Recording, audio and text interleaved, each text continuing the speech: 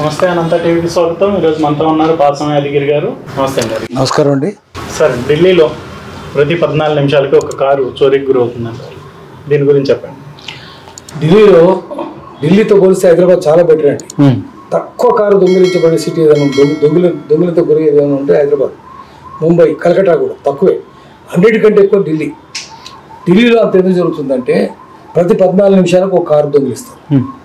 అప్పటికి తగ్గింది 56% నుంచి 37%కి వచ్చింది. అయినా ఎందుకు వచ్చిందంటే పక్కనే దొంగిలిస్తే వెంటనే పక్క స్టేట్ పోవచ్చు. ఎక్కడ ఇటు పోతే హర్యానా, ఇటు పోతే యూపీ, పక్కనే ఎక్కువ దూరం కాదు. పోతే గురుగాం గురుగాం ఢిల్లీలో ఉన్నట్టే ఉంటుంది, కానీ హర్యానా వేరే స్టేట్ అయ్యేసరికి దొంగిలించి పారిపోవడానికి సులువుగా ఉంటుంది. ఎక్కువ మార్క్స్ సుజుకులు ఎక్కువ పోతున్నాయి. ఒకటి. రెండవది ఏమంటే స్పేర్ పార్ట్స్ దాన్ని 50 అమ్మేసేయచ్చు. ఎక్కడెక్కడ విడదీస్తారు. స్పేర్ పార్ట్స్ మార్కెట్ చాలా పెద్దది ఢిల్లీలో. అందుకని కారు పోగానే టకటక చేస్తారు. ఒకటేమో పోరస్ బౌండరీస్ చాలా సులువుగా తప్పించుకొని పోవచ్చు. రెండవదేమో స్పేర్ పార్ట్స్ ఎక్కువ ఉన్నాయి. మూడోదేమో టకటక ఎఫ్ఐఆర్ అయిపోద్ది. దొంగిలిసి ఎక్కడ పోద్ది అనేది ఒకటి. అన్నిటికంటే పెద్ద కారణం ఏంటంటే సెకండ్ హ్యాండ్ మార్కెట్ ఎక్కువ ఉంది. సెకండ్ హ్యాండ్ కార్స్ కూడా ఎక్కువ ఉన్నాయి ఢిల్లీలో. సెకండ్ హ్యాండ్ కార్స్ చోరీకి గురవుతాయి, ఫస్ట్ హ్యాండ్ కాదు.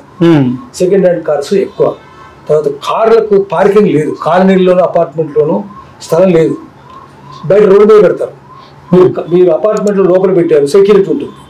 కాలనీలో పెట్టారు, గేటెడ్ కమ్యూనిటీస్, సెక్యూరిటీ ఉంటుంది. కానీ అక్కడ కార్లు ఏంటి, మామూలుగా ఇప్పటికే చెప్తున్నది ఏంటంటే మీకు అపార్ట్మెంట్లో మీరు ఉంటే మీకు ఎన్ని వెహికల్స్ పెట్టుకోవడానికి అవకాశం ఉంది. మీకు పర్మిషన్ ఇస్తారు. పార్కింగ్ లాట్ కూడా అమ్ముతారు. అపార్ట్మెంట్ అమ్మినప్పుడే ఒకటి పెట్టుకోవచ్చు, 2 పెట్టుకోవచ్చు. కానీ తండ్రికి ఒక కారు, తండ్రి కొడుకు ఒక కారు, తల్లికి ఒక కారు, కూతురుకు ఒక కారు, భార్యకు ఒక కారు, 5-6 కార్లు. ఇన్ని కార్లు ఉంటే ఎట్లా మరి? అవసరాన్ని మించిన కార్లు. దానివల్ల పొల్యూషన్ కూడా ఎక్కువ ఉంది. కార్బన్ మోనాక్సైడ్ భయంకరంగా ఉండి ప్రపంచంలోనే ఎక్కువ కాలుష్యం ఉన్న ప్రదేశాల్లో ఢిల్లీ ఒకటి. మన భారతదేశంలో అన్నిటికంటే ఎక్కువ కాలుష్యం కార్బన్ మోనాక్సైడ్. పర్టికులేట్ మ్యాటర్ కూడా, అంటే ఒక కణానికి ఎంత ఉంటుంది, ఒక అంగుళానికి ఎంత కాలుష్యం ధూళి కణాలు ఉంటాయి, అది కూడా హైయెస్టే అక్కడ. పర్టికులేట్ మ్యాటర్ కూడా హైయెస్ట్ ఢిల్లీలో.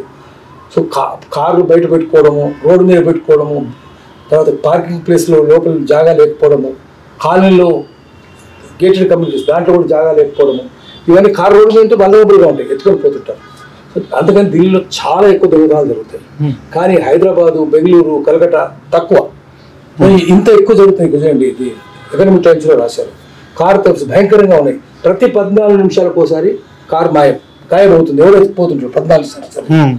ఎక్కడ ఎక్కువ జరుగుతాయంటే ఢిల్లీలో షాద్రా ఉంది, షాద్రాలో ఎక్కువ జరుగుతాయి. పట్పట్గంజ్ అక్కడ స్కూటర్లు ఎక్కువ ఉంటాయి. సౌత్ ఢిల్లీ అది, యమునా దాటిన తర్వాత యమునా పార్ అంటారు, ట్రాన్స్ యమునా, అది పట్పట్గంజ్ అవతల ఉంటుంది. అది బదర్పూర్ లెక్క ఉంది. ఈ 3 ప్రాంతాలలో ఎక్కువ జరుగుతున్నాయి.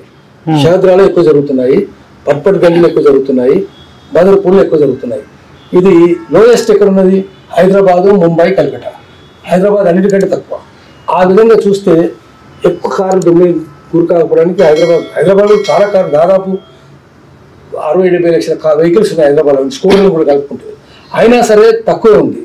సరే, కానీ ఢిల్లీలో చాలా ఎక్కువ ఉంది. అప్పటికి 2022లో అంటే 1 ఇయర్లోనే 56% ఉంటే దొంగిలింత, అది పోయి 37% పడిపోయింది. అయినప్పుడు కూడా 14 నిమిషాల కోర్టు పోవడం అంటే ఎంత కష్టం అవుతుంది.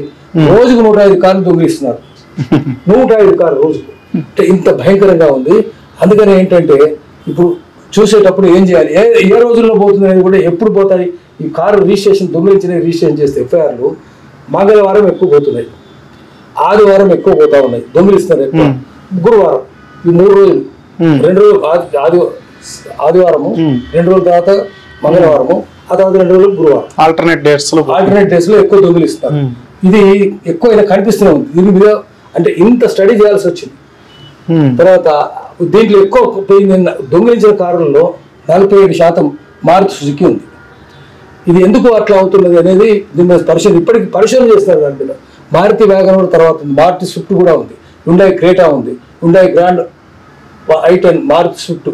ఇవి దీన్ని బట్టి ఏంటంటే ఏమి చెప్తున్నారంటే భద్రత ఎక్కువ పెంచండి, సెక్యూరిటీ ఎక్కువ పెంచండి, మీరు జాగ్రత్తగా, ఓనర్స్ జాగ్రత్తగా ఉండండి, ఈ 3 రోజులు చాలా జాగ్రత్తగా ఉండండి, ఎందుకంటే ఆ రోజుల్లో ఎక్కువ జరుగుతున్నాయి.